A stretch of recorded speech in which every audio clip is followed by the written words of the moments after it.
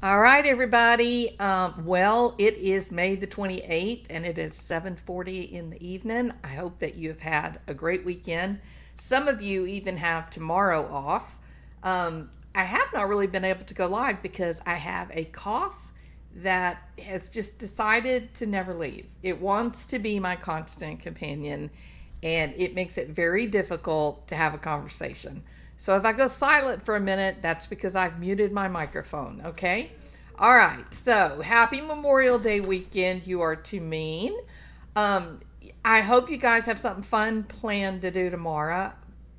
Some of us will also work tomorrow while others play. So I'm glad you're here, Zalta. Welcome. I'm glad you were here to see my tutu. Hey, DB. All right, so let's just go ahead. Let's just go ahead and jump into this, okay? So I want to talk a bit about this grand jury connection. I recognize that we did get a statement last week where the Shrouds Police Department came out and said, we have, oh, 1 minute, please.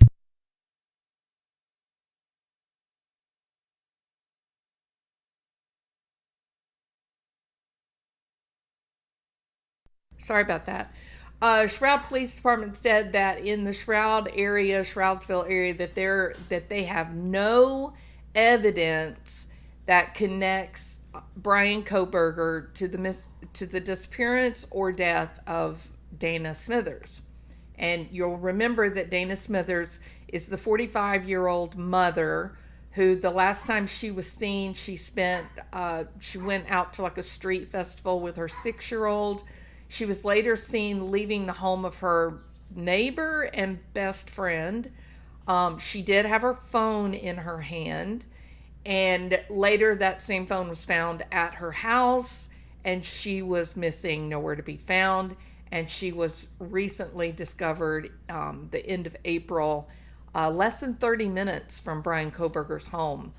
The night that she was seen on the Ring doorbell was May 2022. So her body was missing for about a year before they recently discovered it. So it's quite fascinating. If you watch the interview room, I thought that, he did a good, that Chris McDonough did a good job of showing, it'd be hard, it would be very difficult to pick this woman up and carry her down into this area of the area where her body was found. But if you pay close attention, there's two places that it could have been done. One, a little walking trail from the bank that perhaps they would meet as friends and take a walk, and something happened face to face there in the woods. The other might be just you're on the getaway, you're making your way out of town, you pull over and you pick her up, you drag her to the side of the railing and push her off the embankment. So I thought, that was 1 minute, please.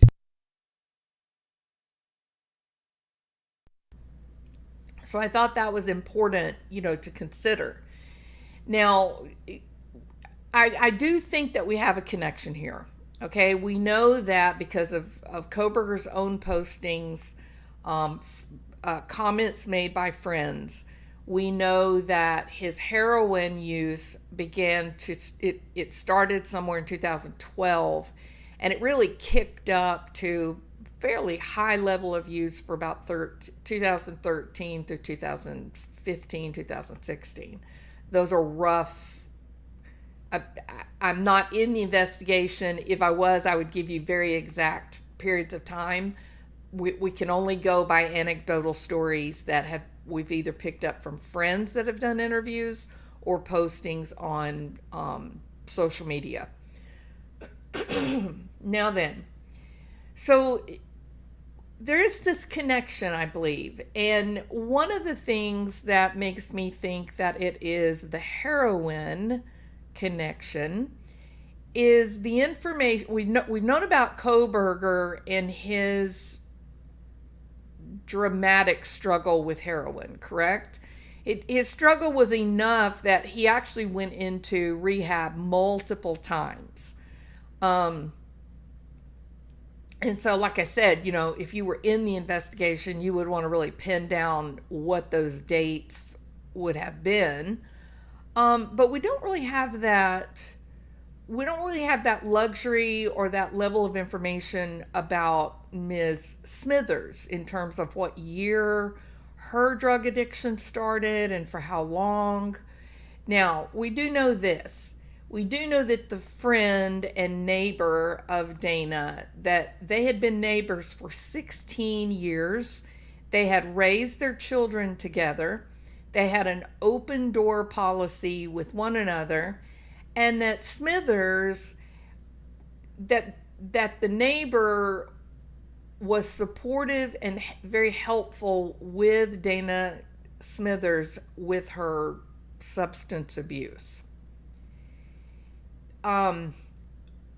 It is very difficult to go back in time and date this, but if her sister Stacy, any of you that may be in the group may be in contact with Stacy. Not that Stacy would always know, though. You have to be careful, because a lot of times these people that develop drug problems in adulthood, they do keep it very secret. Many of them can keep it secret to a level that when they finally come clean and tell everybody, the family's jaw is just hit the floor. That they're just like, "You've been using heroin?"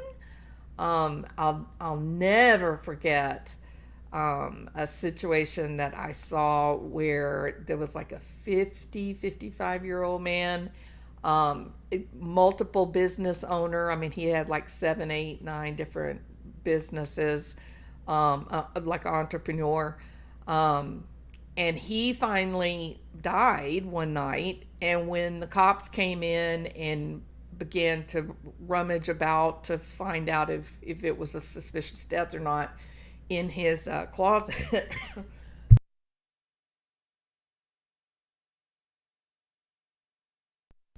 so sorry, in his closet, he had made like a little secret compartment, and he had so much methamphetamine, there were pain pills, there was cocaine, and the family were completely in shock.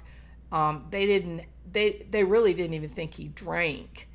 The wife, was overwhelmed. She said, "I just always thought that he was like a type A personality, that he just had so much energy and he just worked for long hours, and then he would finally, when he went to sleep, it was like turn off a light switch, So he was using the amphetamine during the day, and then would use the opiates and whatnot at night to fall asleep, and it did end up killing him. His heart gave out because he had high levels of these drugs in his system.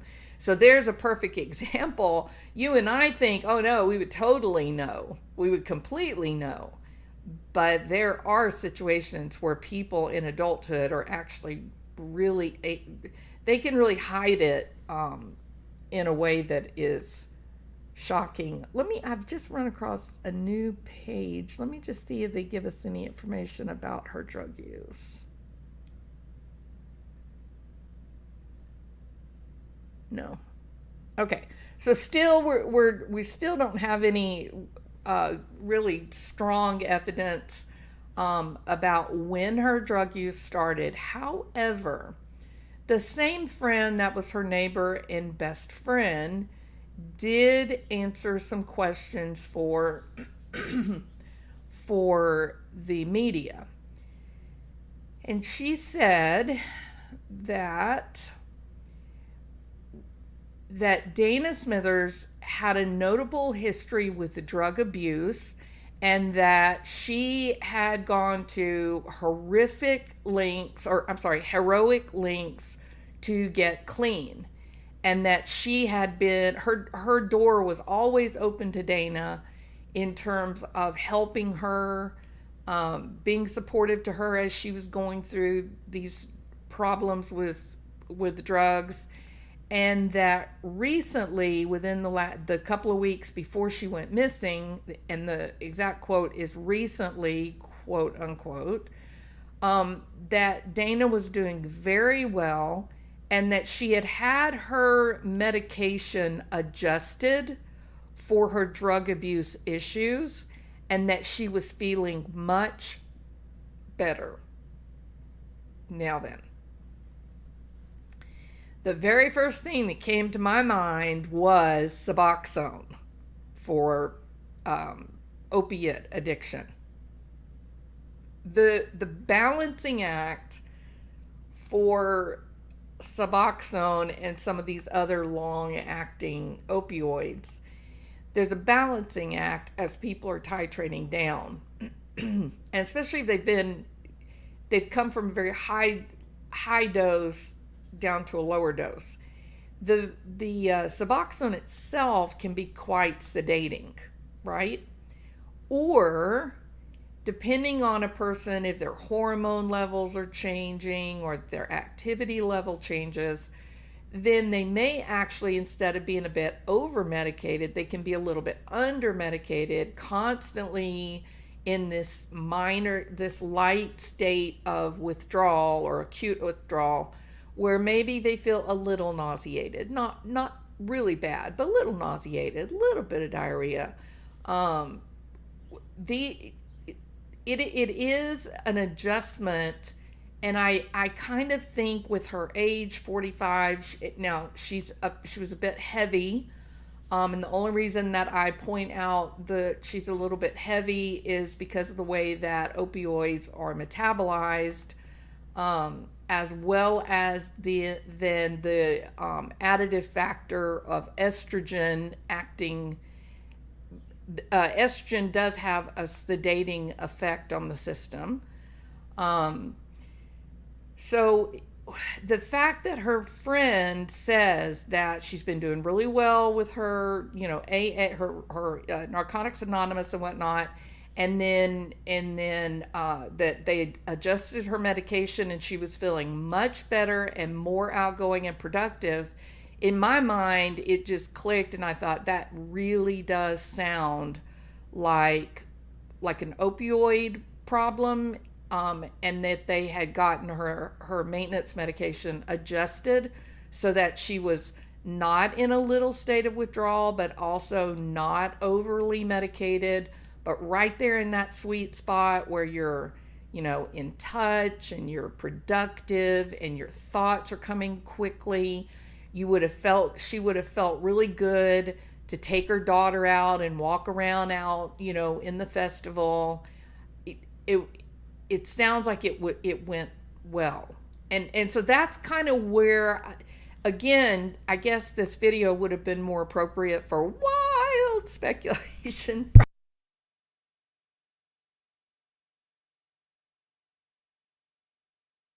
Sorry about that. Would have been more appropriate. I can't do it because I'm sick. Wild Speculation Friday, but let's just make it Wild Speculation Friday on Sunday evening, shall we? Okay, and so she felt good. She went out. She had this nice evening with her child. Once she got back home, she was living with her children and her mom. And when she got back home, then she went over and saw her friend. And her friend does acknowledge that Stacy was smoking, and that was something that she really didn't really do very often, that she had kicked that habit as well, and that it would come out if Dana was upset about something. So I thought that this was all really interesting, from the point of view of what is the damn connection? Like, what is the connection? Now, the police at Stroudsville, they did come out. They did make a statement last week, and they said, we don't have any evidence linking these people.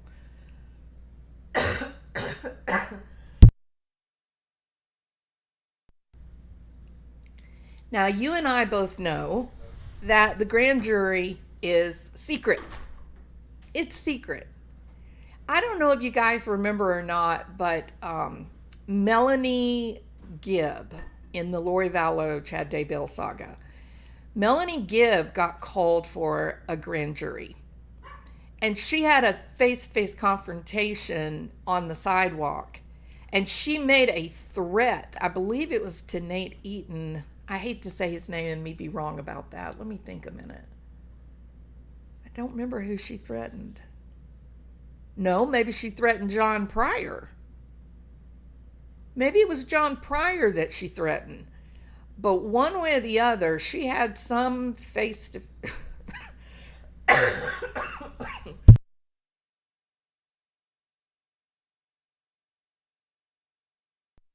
She had some face-to-face with someone there. And they said something to her about, they were trying to threaten her or pressure her, something about, wouldn't it be bad to leak to the media that she was there, something along those lines. If Chasing Truth was here, I think I heard her do it live on the whole confrontation. Maybe it wasn't Chasing Truth. Anyway, it was quite a while ago. And that the person, I really think it was John Pryor now that I'm thinking about it. I think he made some kind of comment about leaking to the press that Melanie Gibb was there while the grand jury was convened, and that Melanie Gibb said to him, well, you go right ahead and do that because I am going to get in touch with the prosecutors in Rexburg, and I'll tell them that you were here and that you were leaking facts, data from the secret grand jury. And then you'll have legal problems. So they had this real showdown right there at the courthouse on the sidewalk. And the fight, the pressure on one another was all about, it was secret. We're going to tell the media that you were here. And then her response was, well, go ahead because I'll get Rob to come after you and you'll find out, that you're in trouble. So that being said,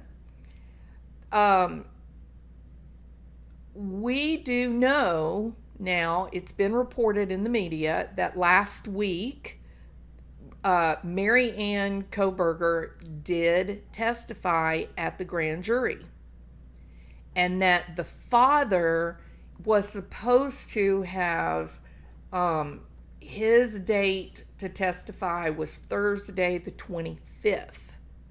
I believe it was the 25th. So whether, Shroud coming out, the local police department, them coming out saying we have no evidence, yada, yada, yada, that's just par for the course. Remember, the minute they arrest someone, the clock is ticking, right? The civil liberties kick in, the civil protections kick in. They don't want to name a person of interest. They don't. There can be legal complications at trial by saying, oh, well, early on, you guys were foreclosed on the idea of any other people. In fact, you never looked for a perpetrator for who could have harmed Dana Smithers. You automatically looked at Brian Kohberger, and you never explored any other possible perpetrators, right? So they've got a lot of, there's a lot at the games, the semantics, that's a better word, the semantics of these investigations and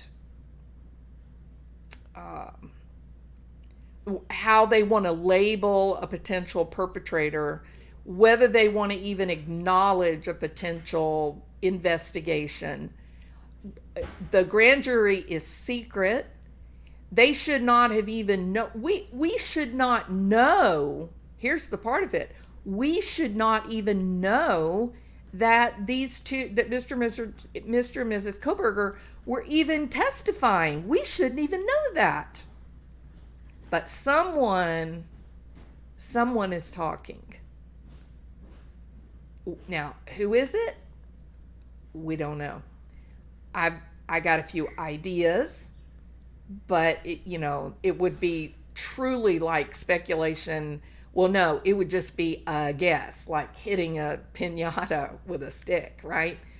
But wild speculation Friday, um, I'm not just crazily saying things, dreaming up fantasy out of my head.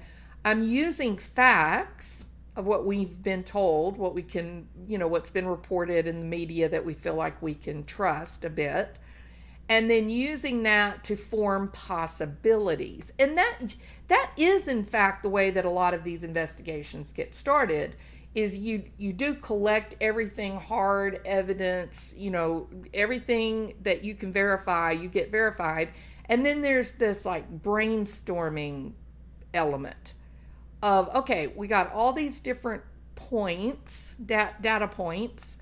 Now, what are they saying to us? What is the data that we've collected, things that we do know? What is the story it's telling? So, for me, I did go and look at missing people,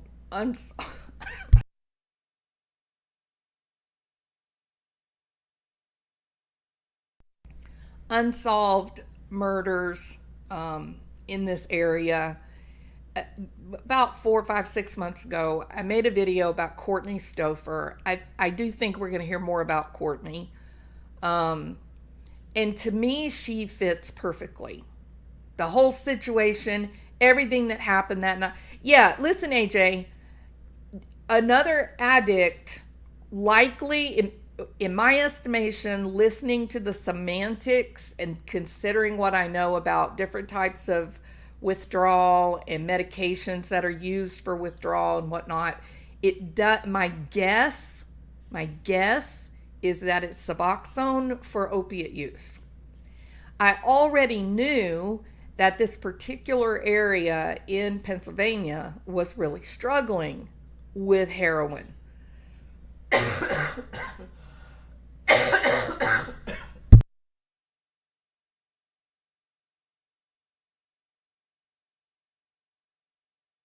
Sorry about that.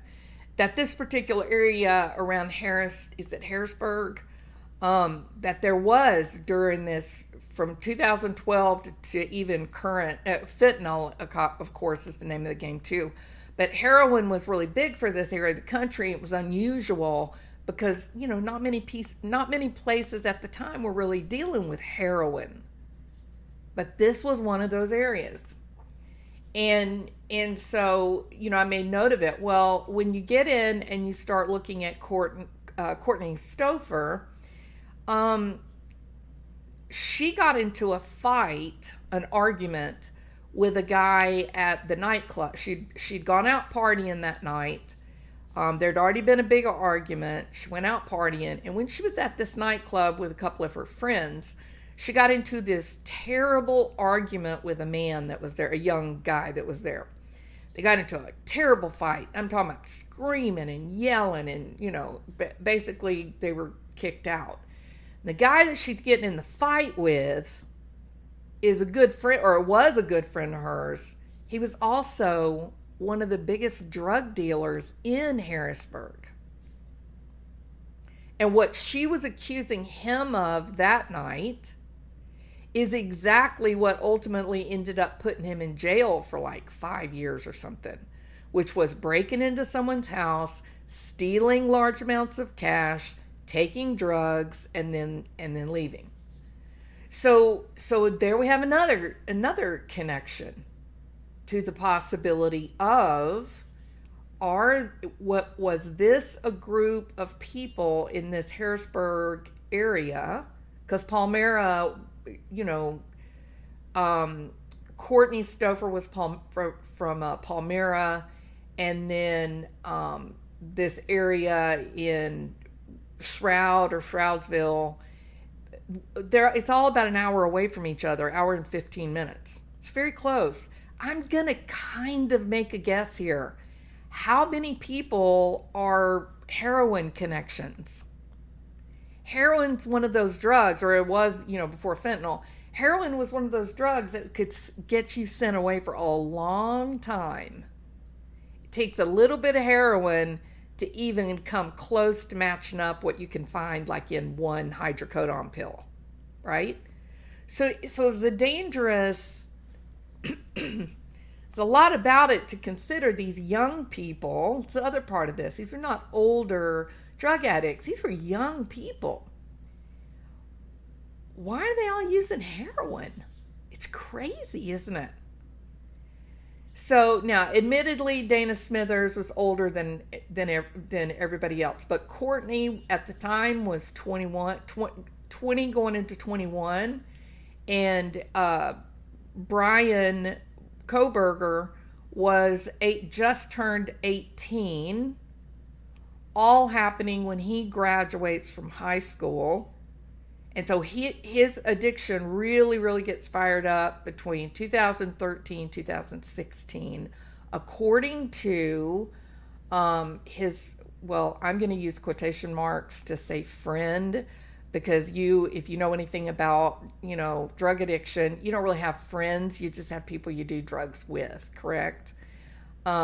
So the one guy, there's been a couple that have come forward to talk about the drug use with Brian, but there's one guy, and I'm trying to remember.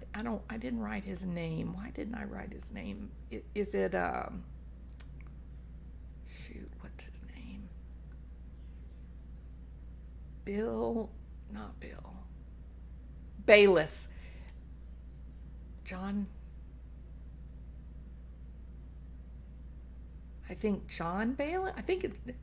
Maybe it's not John. It begins with a J.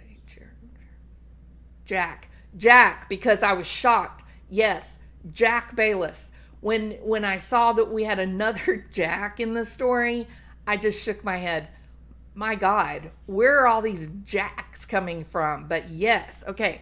So Jack Bayless, Baylis, that he was a heroin using friend with Brian starting in 2012. He was also a bit kind of sadistic. He was a bit mean to Kohberger. He would play tricks on him, like I don't know why this would be fun, but he would there would be like really bad snow. There'd be like a snowstorm going on. And Bayless would call him and say, "Hey man, I got some heroin, do you want some?" And he'd be like, yeah. And then he would say, well, they lived in a gated community. And so he would tell Brian, well, I'm at the gate, but I can't get in. And he would make Brian walk from the house down to the gate. And then when Brian would get there, Bayless would be gone. And would think it was funny, right? He would like tell the other kids about it and laugh and joke about it. It's weird stuff. But anyway, the point is, Brian Kohberger, just out of high school, he's willingly walking through a blizzard to get to some heroin. That sounds like a guy who has developed a taste for heroin, correct? So Jack Bayless, so there is information, there is a lot of information about Brian Kohberger's drug use, because we have this guy, Jack Bayless, who was friends with Kohberger during this period of time. They not only knew each other and used together, but they also went through rehab a couple of times together. And ultimately, today, 2023, Mr. Bayless is actually a drug counselor working in one of the local rehabs in the area.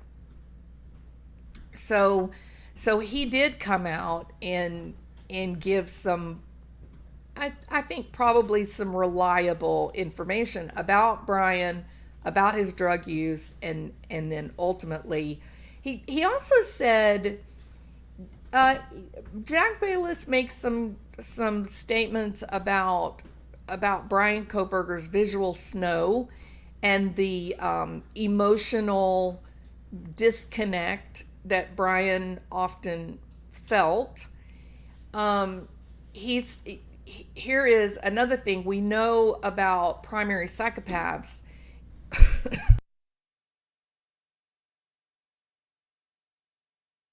Sorry about that. Primary psychopaths, we got multiple kinds of psychopaths, and I keep saying I'm going to do a video teaching the different ones. But those that we call primary, we are referring to the genetic uh, engineering of the brain. That there is, when we call them a primary psychopath, that is making reference to the organic dysfunction in the limbic system.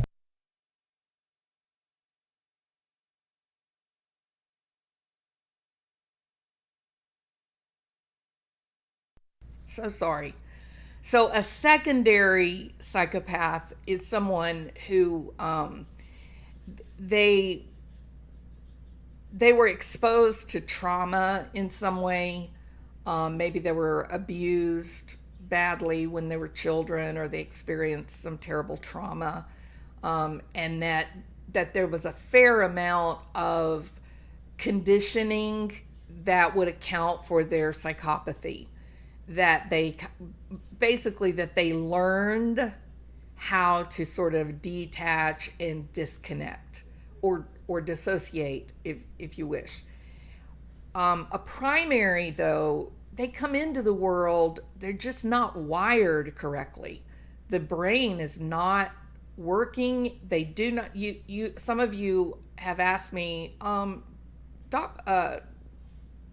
Jules, what do you mean when you say, like I talked about this quite a bit with Chris Watts, about that he did not appear to experience corrective emotions. And I had people that sent me emails and said, well, what did you mean by corrective emotion? What does that mean? Well, there are if-then contingencies that the brain automatically picks up on if you're a neurotypical person. You know, let me think of it. If I go to work, then I get paid. Correct? Now, so emotion can be actually rewarding. It can be what we call a reinforcer, a primary reinforcer. That you do something, or someone does something that involves you, and you feel good about it. You get a dopamine, increase, or serotonin spike, or whatever. Somebody does something, your brain responds by increasing serotonin and dopamine, and so it is reinforcing. You learn from that event. Hey, when that person did A, that made me feel B. Therefore, what can I do to increase the chances of that happening again?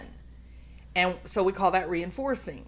There can also be punishing, which is all that means is that that item or that event is going to reduce the chances of you doing that behavior sometimes in the future. So conditioning or learning is all about, well, are we going to make this person more likely to repeat it again, or are we going to make this person less likely to repeat it? So corrective emotion would be an emotion that would cause us to avoid doing that same behavior again in the future. If we do, let's say you cheat, you've been married for 25 years, you cheat on your wife, and you are just burdened with guilt and fear, and it's so intense that the next time you think of cheating, you go, not no, but hell no, because I don't want to feel those awful emotions again. And so having that reaction of guilt, that corrects your choice of whether you'll do that behavior again in the future or not. Psychopaths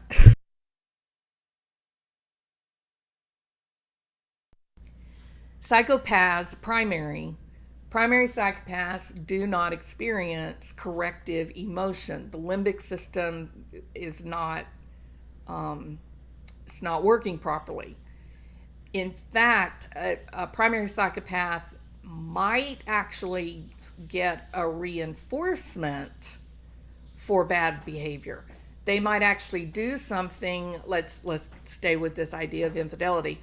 Let's say they cheat on their wife, and then when they get home, the wife is so happy to see them and is hugging them and kissing them, and the psychopath goes, "Golly, this is kind of cool. Like, I did the worst thing to her. It's my secret, and she seems to love me more. I feel like a god." So maybe some sadistic delight, right? Now, a primary psychopath, it's not just about negative emotion. Primaries tend to, they seem to be very difficult to stimulate. And again, this is from an organic level. That the thing that would cause people to be stimulated, they just are numb. They don't have a reaction. Good or bad. It's just, I've given the example before of, a shark. A shark just swims through the water, and, if they see a girl shark, they have sex. If they see a yummy food, they eat, and then they swim in circles sleeping. And that's the whole life of a shark. They don't do things because they want to. They just do things because there is a instinct to do it. They're not going, "Oh, look at that pretty shark. I think I'll go have sex with that pretty shark," and then swimming around in the ocean looking for that same pretty shark. It's any shark will serve their purpose. It doesn't matter to them. And so that's sort of how to consider a primary psychopath. They're not getting corrective feedback. They're not feeling guilt or resentment or remorse, and they're not getting joy and happiness. The question becomes just like that shark. Are they getting their needs met? What is the need driving them? If you're Bill Gates, perhaps the need that is driving you is dollars. And if you do something that's horrible, but it results in a lot of money coming in, is that going to increase the chance that he's going to do the same horrible thing again? Yes. Because his motivator is the dollars. There's a lot of different kinds of motivators on the planet. A lot of different types of motivators. So primary psychopathy, it does tend to go along with atypical neurology. And secondary psychopaths, no. Secondary psychopaths, that's where you can get your sadistic delight and joy, learning philias, that they come to get reinforcement from doing horrible, gross, terrible things. So one would wonder, now, another thing about Kohberger is we know that when he was about 16, that he began posting online under a website. I believe it was called Tapatalk. I haven't thought about it in a long time. I'm kind of going off memory. I think it was Tapatalk. We learned a lot about him in those postings. He describes being numb. He actually is an observer. I teach people to be an observer when they're trying to learn how to manage their emotions. These are people that have emotions that are way too big. And I teach them how to be an observer, how to stand back when they notice that they're really upset, to stand back and describe what they see. Don't look at themselves as being in the picture, but look at themselves as away from the picture and observe what they are doing and what their interactions are. And this does help them get some depth and understanding and a sense of control, instead of being this emotional machine that has no way of controlling what they're feeling or thinking. Well, we get that same kind of description from Kohberger in this Tapatalk postings about visual snow. He even describes people as bags of meat. that he watches people and he's not like them. I mean, he says, I look at my dad and I see him in less than positive, views, but then I feel a little bit bad about that because, he's actually an okay guy. So without even knowing that he's doing it in these postings, it's quite interesting because it's stereotypical primary psychopathy when you read the postings. It's really, really interesting. So we do know that people that experience visual snow, of course, there's varying levels of it, but those that do experience visual snow, that they very often have these comorbid, significant mood or psychiatric conditions, anxiety, depression. It kind of goes with it. It's a constant onslaught of their sensory experience, and it's unpleasant. So it, the whole thing kind of goes along, and that leads us then to this idea of him getting involved in heroin use at such an early age. I suspect that when he was using heroin, he felt better. Using heroin, you do get a high level of dopamine and serotonin. It's very relaxing. It creates a sensation of euphoria. And this isn't a neurotypical person. But what if this was one of the few avenues, a few elements of stimulation that Kohberger felt something, right? So part of me wonders this. Is it possible that Kohberger ran across Dana Smithers in drug rehab, in treatment? Is that, because the thing that's driving this whole live for me is me exploring, okay, they're not going to tell us what the Kohbergers are testifying to. We know that mom has already testified. Secondary to what? Levici. Retype that, because I don't know. When you say secondary to what do you're talking about secondary psychopathy? Okay, I think that's what you're referring to.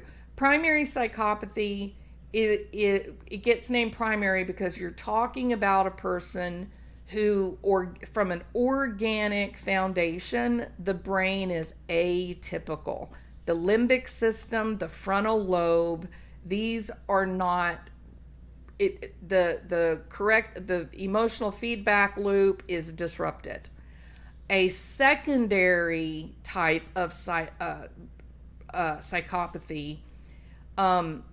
it's called secondary because it's secondary to a learning contingency, that they were born with a healthy limbic system, the brain is operating properly, the person is neurotypical, but through trauma or abuse, the person learned their psychopathy. I think that's what you're asking, Levici.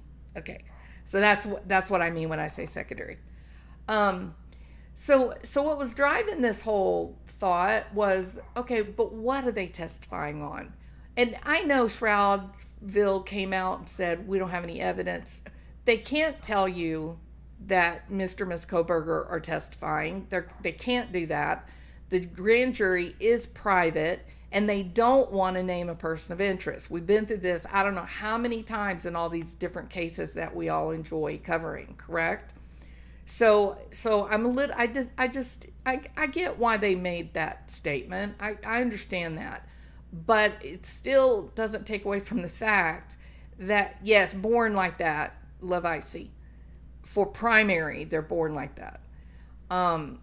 So we know that the mother has already testified. The father was supposed to testify on that Thursday last week, right?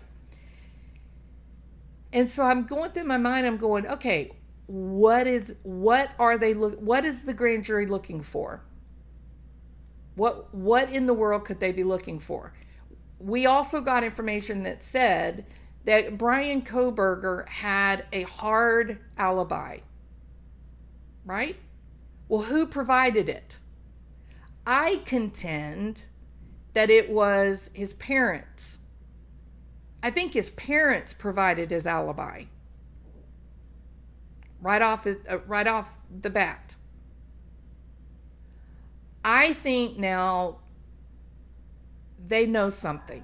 And we know that if you're following the case closely enough, you know that when the police went into his apartment, they found a box that was holding some unusual items, and one of the things that it was holding was a glove. And when they opened up that glove and looked into it, it had 2 IDs that were not Brian Kohberger's IDs. They didn't tell us whose, but there were 2 IDs not related to Brian. So you got to stop and go, ooh, well, we got 2 missing women in Pennsylvania. One of them went missing right after Brian graduated, and one of them went talking about graduated high school. One of them went missing right as he graduated college. So that is interesting, and it, in my mind, I think, wow, what if they have Kourtni Stouffer's and Dana Smithers' IDs? He had them hidden in the glove in the box. That's crazy. We heard one of the cops somewhere along the way. I don't remember where it was now, but somewhere along the way, there was a cop that said they believe that in some of these, he was taking trophies. Were the trophies their IDs? All right. So I'm of the opinion they're looking for connections that Brian may have crossed paths with Dana Smithers. And if as they question Mom and Dad Kohberger, and Mom and Dad Kohberger say, oh, no. The night that Dana Smithers went missing, we were on vacation in Orlando. Right? Something like that. Running interference. No, don't look at Brian. But to call him back now, after they found her body, it makes me think that perhaps they're asking questions now about his drug rehab experiences. Let's look at some of the insurance that you guys filed. What insurance company were you using? How long was he in? Which rehab was he in? Because if they can make that connection that they were both in rehab about the same time, that could give them that crossing, right? That connection. So I just think it is so interesting that both of these missing women were women that do seem to have, well, we know without a shadow of a doubt, both Kourtni Stouffer and Dana Smithers, each of them were using drugs. We know more than marijuana. We know that. Like beyond a shadow of a doubt, we know that. They also both had gone out socially and then disappeared in the middle of the night with their purses, everything left at home. They both seemed to have just poofed into thin air. Dana was found only a month ago after being missing for a year. Kourtni has never been found. Never been found. So I'm more and more I'm thinking that there could actually be a connection between Brian Kohberger and Dana Smithers, and it might be the heroin connection. It might be.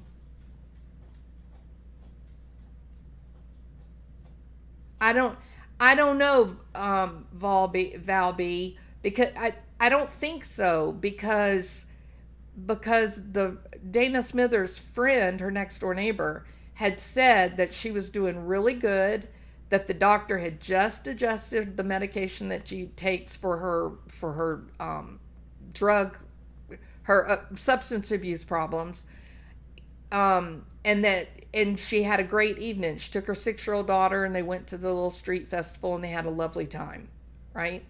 So I don't think she was buying. I might even see it more of maybe maybe maybe he saw her and he was waiting on her. Maybe he, after she went inside, he texted her and she came out just to say, hey, what are you doing? And he's like, well, I'm going to be leaving town, I just graduated. And then, or if she gets in the car with him and he says, here, help me celebrate, and then she's having a bad night and says okay, and then overdoses because she's not used to the dose, and if she's on Suboxone, and then she dies right there, and then he has to dispose of her. So he does it by just literally pulling up to the side of the road and dumping her over the guardrail. Wasn't she with her ex that she gets along with? I think the ex was there at the festival, right? But I think that she was living in the home with her mom and her child, is my understanding. He wasn't living there, was he?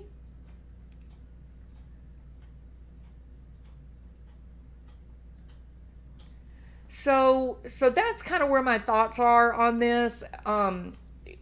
That is awfully specific to say that the mother. This came out on Thursday. The article was written Thursday, and it said that the mother had already testified and that the father was going to be testifying on Thursday. That's awfully specific, isn't it? Awfully specific. Agreed, Raleigh. Yeah, no, I absolutely agree, but nevertheless, there's 2 IDs and there's 2 missing ladies in Pennsylvania. That's one of those coincidences that's kind of hard to manage. That's what I thought, Phoebe. Yeah, that they had gone to the festival, had a good time. They obviously got back because her phone was in the house. But when she went over to her friend's house, she clearly has her phone in her hand. So something happened. Something happened that she came out of the house. She had to have known the person, trusted the person to walk out and say, hey, what are you doing? The timing is very interesting, that he graduates and Kourtni goes missing, and now he's graduating from college and Dana goes missing. It's interesting, right? It's kind of like how he celebrates or something. Another issue, I don't want to do it in this one though, because I want to show the video. I'll be doing another video talking about misogyny and the reports that we've gotten from the school and the way he treated some of the students, and whether he's going to be able to tolerate having Anne as his attorney. I'm thinking that he's not comfortable with her. All right. Okay, so what do you guys think? Could it be a heroin connection? Could it be that maybe they were each in drug rehab at about the same time? Maybe they were both going to AA together. Maybe that was where their history, how they would have known one another. I can add this to it. I think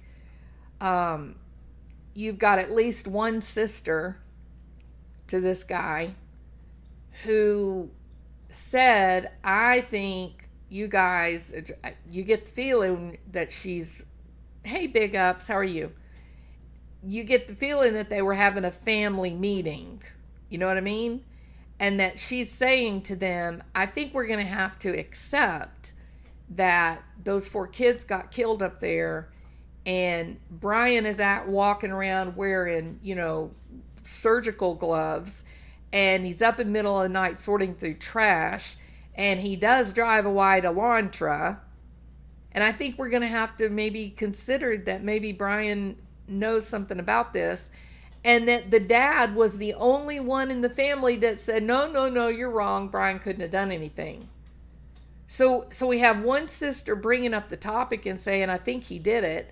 You got a mom and a sister kind of going, yeah, you're probably right. And only the dad says, no, he never did it. But it was the dad that went up there and get him. It was the dad that went up there, and they said that everything was cleaned out, and it really looked like he wasn't planning on returning, right? They weren't going to find anything in his office at the college because he had been fired. So he had cleaned his desk out. But he really didn't have much there at the apartment. I mean, there was a little bit of stuff, but not much. So the whole thing is, it's interesting to me. I've been thinking a lot about that. And I'm going to tell y'all something. I would require videotape and audio recordings and photographs before I would ever even remotely think maybe my brother might be responsible for hurting a person. Maybe, even with videotape and audio recordings, I'd be like, you're crazy. My brother is the kindest, sweetest person on the planet. That didn't happen. You got the wrong guy. Do you know what I mean? But not only did this whole conversation happen with no police interference, with no audio recordings, this was just a sister who said, he's wearing gloves. He drives a white Elantra. I think we better consider he might have done something. That tells me that Mr. Kohberger's family has some stories. You know what I mean? Kohberger was doing something in this family that made at least one sister comfortable with, oh man, did he do this? Big ups. That is the wild speculation part of this video. I am going by the semantics that was used by a friend and neighbor of Dana, who talked about she had gotten her medication adjusted, the medication for her substance abuse problem recovery. And I'm guessing that it was an opiate addiction, that her medication would have been something like Suboxone. So there have been also comments, posts in the Facebook Where's Dana Smithers Facebook page, where they've also made reference to her using Suboxone or methadone. But she was not actively using at the time she went missing. She was doing really well. She was working. She was doing great with her children. She was living with her mom. Things were going really well. Maybe it's me, but I don't think Brian would get along with any lawyer they put him with. Maybe, but I think the female lawyer is I think it's particularly uncomfortable. Last time we saw her, she was looking at something outside of the door. No, she was leaving her friend's house. That video of her walking out on the porch was her leaving.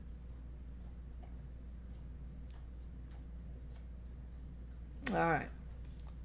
I'm officially confused now about the connection between BK and Dana, except they both liked H. Am I wrong? Not so much, AJ, that they both liked it, but the possibility that they would have been in rehab together.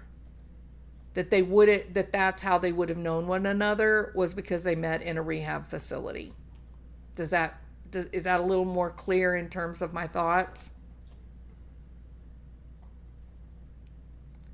How do you think BK got the money for H?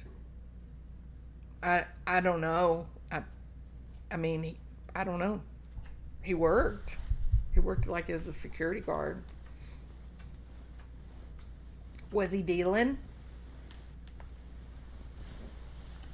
I will say this, a lot of people talk about his weight loss, and everything. People that are using heroin, they will begin to go through what we call wasting, and that's where they're not eating, they're only using their opiate, and so they lose everything, but not just fat, but they're dehydrated and they begin to lose muscle mass as well.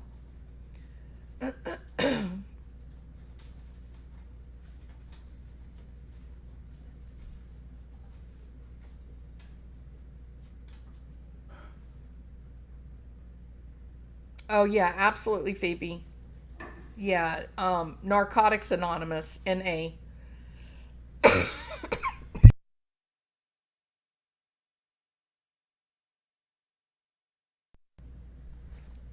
All right. Again, it is speculative. I know that it is.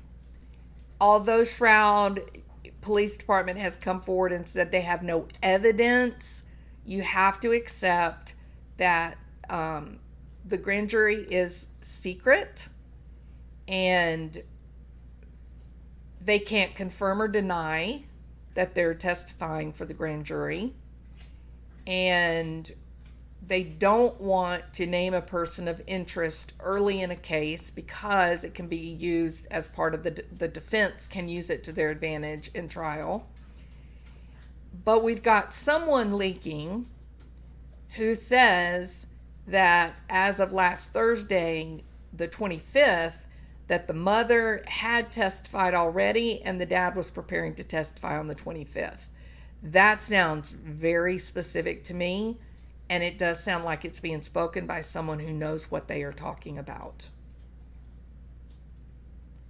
Well, yeah, that's the whole point of my live, Elizabeth, is why, I'm sorry, Phoebe, in what way could the parents have information about Dana? And that's how I arrived at this idea that perhaps they were both in rehab together and they're asking for verification from the parents what the medical insurance company would have been, the dates that he would have been in rehab, the facilities that he was in. We know he went to multiple rehabs. So that's where I've arrived at. What could they be asking from the parents?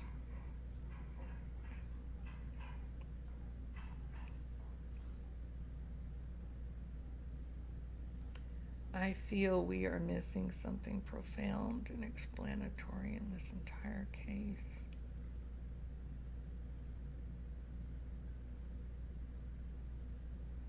No, I would agree. I, it is peculiar. It is very,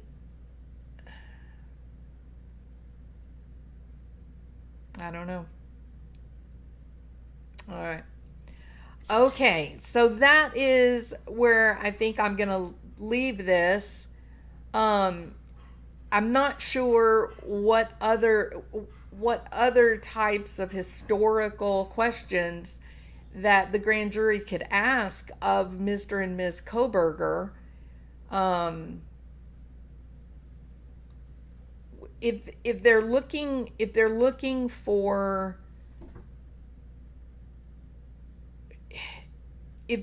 for those connections, how and where a 45-year-old woman and a 28-year-old guy could have crossed paths to establish some sort of connection, what better way than to find out when they were both in the hospital and if they were both in the hospital during the same period of time? That's a pretty solid starting point for an investigation, right? So, All right, so that would have been the dad testifying to the grand jury last Thursday. The mother's already testified. So, we'll see. We'll see how this comes. And another question is, who's leaking? Who's leaking this information? And part of me wonders, is it the sister? Is it the sister that said, I think we're all going to have to just get our heads around this, that, Brian might have had something to do with those 4 kids in Idaho? Is it that sister? Is she afraid? Does she not want him to ever be out of prison ever again? Is she wanting him to stay away and never come home? It wouldn't be strange. Maybe there was a connection. Yeah, that's the point of my live. All right.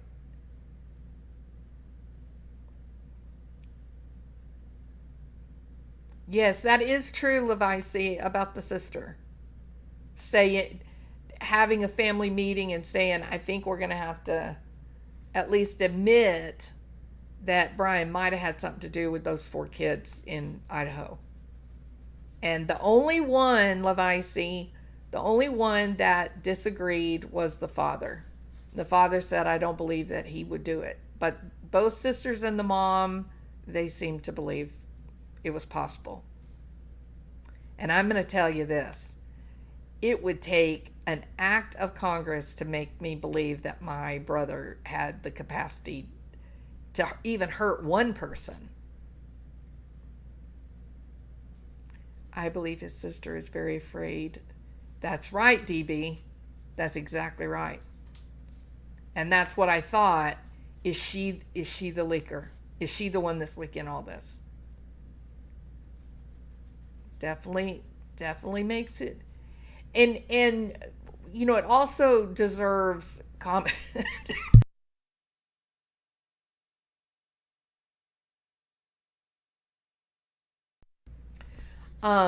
That the sister was working as a therapist at a school, a counselor at a school. I think both sisters were. And then the other sister, I think she was in a movie. She was an actress. Um, they've all been fired from their jobs. They've all been fired from their jobs. So they haven't gone untouched by what Brian has done or what he's been accused of doing. So, you gotta wonder if it might not be a family member that is leaking this information. That she may be afraid of him and not want to take the chance that he's ever gonna come home. All right. No, they will work. They will. For one thing, it's hard. It's hard to have someone employed at a school when the person is all being, they're all over the news, because it's disruptive to the educational process. But she can definitely get jobs other than the school. She could work in a hospital. She could do private work. But the school itself is a problem, because the kids can get so disrupted and the parents get all freaked out, things like that. But they'll be able to work again. I suspect they won't, though, until this circus, is finished. So, all right. So there were a lot of connections made tonight. Number one, this issue of Brian Kohberger as a primary psychopath, where it's very difficult for him to get stimulated at all. He doesn't feel happiness nor anger. He's just sort of numb all the time. And that maybe that was the source of this early heroin addiction, because of the euphoria and the effects of the drug, that it was one of the few times that he could feel something. Perhaps that is, in fact, when he crossed paths with Dana Smithers, and perhaps they were supportive to one another as they tried to learn how to live a life without, their opiate addictions. That might form a connection that the grand jury would be interested in. And it would explain why the parents were invited to testify, because they don't have a crystal ball.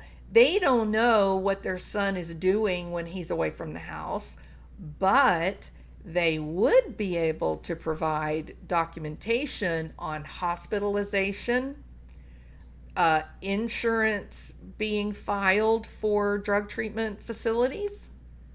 So those are things they could be questioned on and actually be able to answer. So that was what I was thinking for this. All right, what do y'all think? Do you think it's possible that the connection between Dana and Brian may be a heroin connection or the rehab connection? If you think it's rehab or heroin, put a 1. If you think it's, a nothing burger, put a 2.